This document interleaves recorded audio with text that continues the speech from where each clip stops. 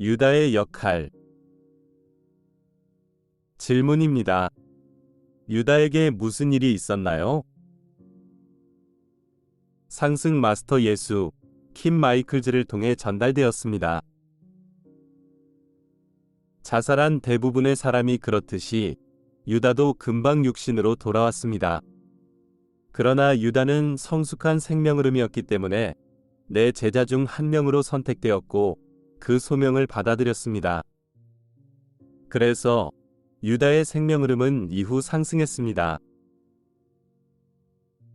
유다는 상승 마스터들, 즉 지상에서 생명흐름들과 함께 일하는 상승한 존재들의 일원이 아니라 다른 차원의 영적인 영역으로 나아갔습니다. 그 이유는 그리스도교인들로부터 유다에 대한 비난이 너무 많아서 상승 마스터로서 그가 지상의 생명흐름들과 함께 일하려고 시도하는 것은 비생산적이기 때문입니다. 그러므로 그는 다른 세계의 체계에 있는 생명흐름들과 함께 일함으로써 자신의 능력을 더 잘 사용할 수 있습니다. 사실 나는 그리스도교인들이 유다를 용서하고 그에 대한 모든 부정적인 감정을 완전히 놓아버리는 것을 매우 보고 싶습니다. 그리스도교인들이 유다의 행동을 용서하고 그냥 잊어버리는 것은 매우 생산적인 일이 될 것입니다. 유다를 바라보는 올바른 방법은 태어날 때부터 눈이 멀었던 사람과 연관 지어보는 것입니다.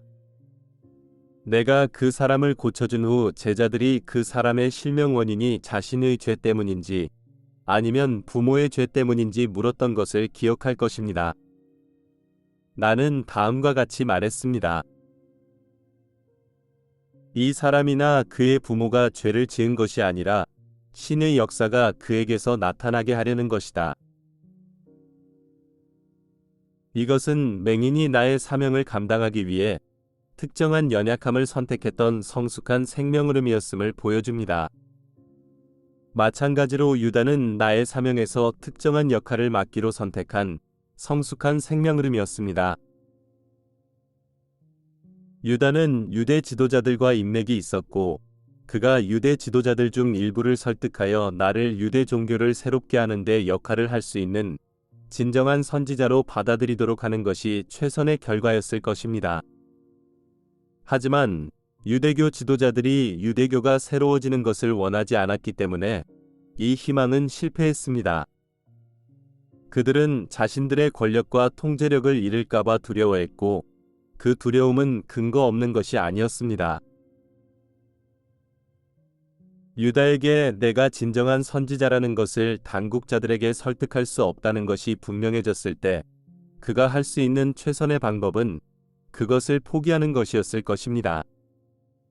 하지만 유다는 내가 사명을 완수하도록 돕는 데 집착하게 되었습니다.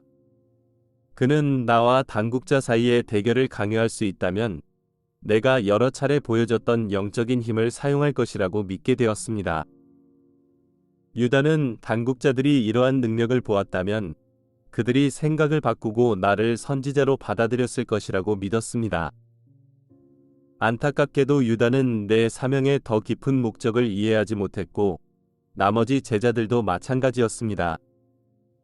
그 때문에 나는 부활할 때까지 내 사명의 모든 의미를 의식적으로 이해하지 못했습니다. 그래서 유다는 사실 오늘날 그리스도교인들이 배신으로 여기는 바로 그 행위가 나의 궁극적인 승리로 이어지기를 바랐던 것입니다. 그러나 그가 나의 궁극적인 승리라고 생각한 것은 내가 유대인의 왕이 되는 것이었고 그 비전은 이원론적 마음에 기초한 것이었습니다. 유다의 행동은 나의 궁극적인 승리, 즉 나의 생명흐름이 하위자를 정복하고 그리스도 의식으로 가는 여정을 보여주는 영적인 승리로 이어졌습니다. 그 과정에서 나를 사형에 처했던 유대 당국도 스스로 심판을 받게 되었습니다. 그리스도 교인들도 내가 당국에 넘겨져 재판을 받게 된 것은 나의 사명을 완수하기 위한 불가피한 선택이었다는 점을 고려해야 합니다. 유다가 그런 일을 하지 않았다면 다른 방식으로 일어났을 것입니다. 그런 일이 일어나기를 원하지 않았다면 쉽게 예루살렘을 탈출하거나 12천사 군단을 불러 구출할 수 있었을 것입니다. 이것이 바로 유다를 용서하고 그를 드라마의 한 배역을 맡은 사람으로 봐야 하는 또 하나의 이유입니다. 유다의 삶에서 사람들이 배울 수 있는 두 가지 중요한 교훈이 있습니다. 하나는 용서의 중요성입니다. 유다의 자살은 그의 영적인 성장을 촉진하지 못한 불행한 사건입니다. 그는 진정으로 자신을 용서하고 남은 생애를 내가 보여준 영적인 여정에 집중했어야 했습니다. 그렇게 했다면 그는 완전히 용서받았을 것이고 자신의 행동으로 인해 발생한 모든 왜곡된 에너지 또는 카르마의 균형을 맞췄을 것입니다. 내 요점은 용서는 언제나 가능하며 자살은 결코 어려운 상황에 대한 최선의 반응이 아니라는 것입니다. 또 다른 중요한 교훈은 이 지구상의 삶을 무대 공연으로 볼 수 있다는 것입니다. 모든 인간은 삶이라는 드라마에서 특정한 역할을 맡은 배우입니다. 극장에 가서 연극을 볼 때 햄릿으로 분장한 사람이 무대에 올라간다고 해서 진짜 햄릿을 보는 것이 아니라는 것을 잘 알고 있습니다. 여러분은 무대에서 연기하는 배우와는 완전히 독립된 삶을 사는 한 인간을 보고 있는 것입니다. 그 사람은 단순히 의상을 입고 배역을 연기하고 있을 뿐입니다. 연극이 끝나면 배우는 의상을 벗고 일상으로 돌아갑니다. 이것은 생명 흐름이 지구에서 육화할 때 일어나는 일과 유사합니다. 생명 흐름은 진짜 당신입니다. 당신이 입고 있는 몸과 당신이 살고 있는 삶은 지상에서의 삶이라는 무대 공연에서 배역을 연기하는 것에 비유할 수 있습니다. 인생이라는 드라마에서 여러분의 역할이 끝나면 여러분은 의상을 벗고 영적인 영역의 집으로 돌아가게 됩니다. 이 생각의 중요성은 자신이 연기하는 역할에 집착하거나 그 역할에 너무 몰두하여 영적인 존재로서의 진정한 정체성을 잃어버려서는 안 된다는 것입니다. 배우가 자신의 역할에 너무 몰두하여 자신이 정말 햄릿이라고 믿기 시작하고 공연이 끝난 후에도 의상을 벗지 않는다면 분명히 그 사람에게 문제가 있으며 실제 확인이 필요하다고 말할 것입니다. 마찬가지로 영적인 존재라는 정체성을 유지하지 않고 육체와 자신이 살고 있는 삶을 동일시하는 이 지구의 사람들은 현재 입고 있는 의상과 인생이라는 드라마에서 주어진 배역 너머를 바라보는 실제 점검이 필요합니다.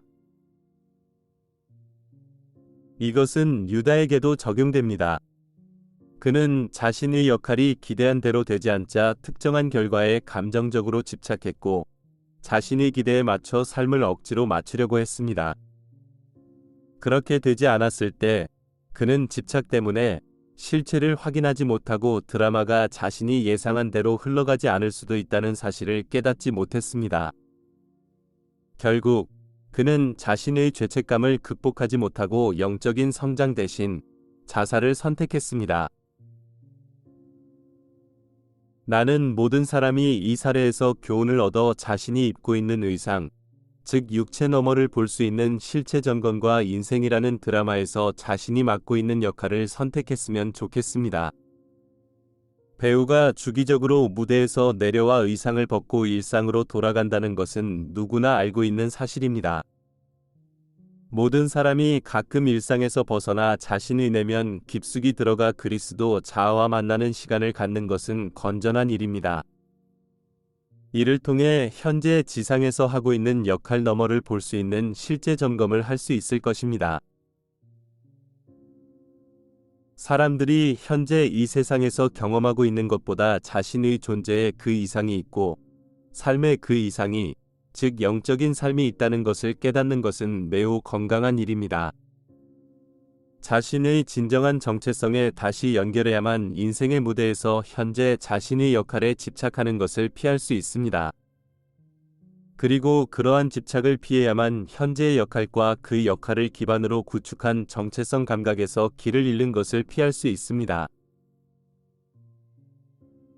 매일 똑같은 연극과 달리 이 지구에서의 삶의 드라마는 최종 시험을 통과하여 영적인 영역으로 영구적으로 올라갈 때까지 한 가지 역할에서 성장하여 더 높은 역할로 올라가는 상승 나선입니다.